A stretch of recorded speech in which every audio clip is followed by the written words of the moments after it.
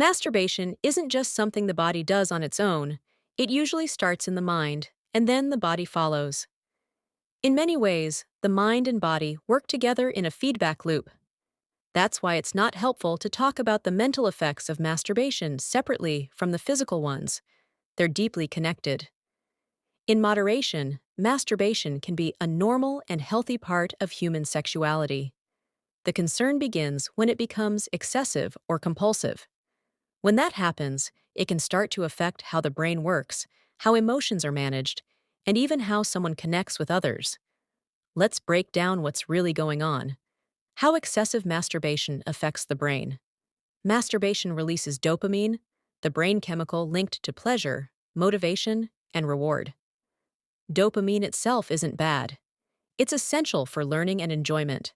The issue arises when the brain is overstimulated too frequently. With repeated overstimulation, the brain begins to produce higher levels of a protein called delta phos B. This protein plays a role in strengthening reward-related habits. Over time, it can reinforce certain behaviors, making them harder to control. This process is similar to what happens with other addictive behaviors. As these neural pathways strengthen, the brain may start craving masturbation as a default source of comfort or pleasure. That's why stopping can feel so difficult, not because of weak willpower, but because the brain has learned to rely on that pattern. Again, the key word here is excessive. Masturbation itself isn't the problem. It's when it becomes compulsive and starts interfering with daily life, focus, or emotional well-being that it becomes a concern. Masturbation as a coping or trauma response.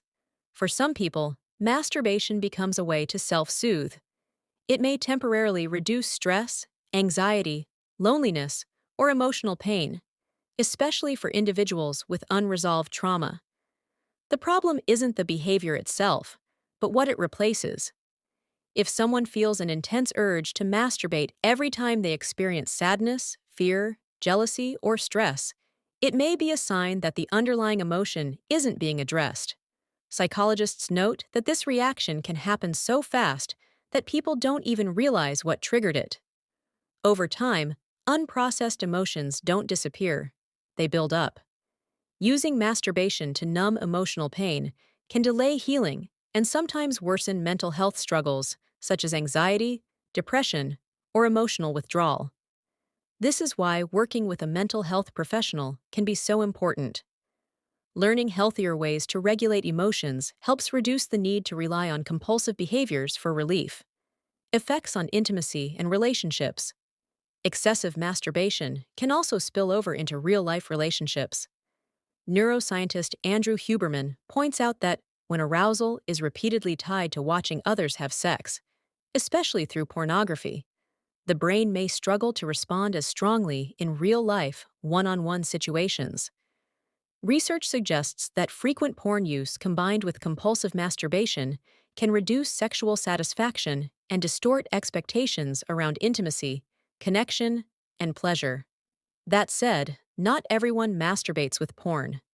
For people who don't, the impact on partnered sex may be less severe, though compulsive patterns can still affect emotional closeness and communication. It's also important to understand that porn and masturbation are related but separate topics. Someone can struggle with one without necessarily struggling with the other. Final thoughts: masturbation, when practiced in moderation, is not harmful and can even be beneficial.